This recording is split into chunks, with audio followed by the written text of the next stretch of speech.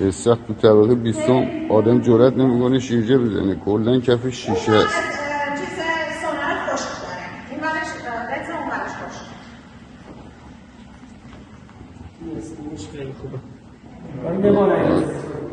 آره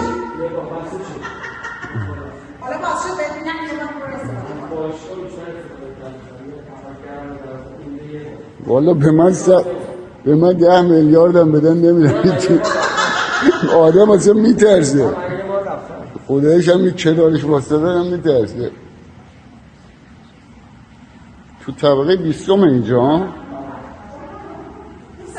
از طبقه 20 شیرجه بزنی انگار زدی تو خیابون دیگه. آدم فکر میکنه که اصلا آب نیست، چه شیشه یکی این آب رو نگر داشته.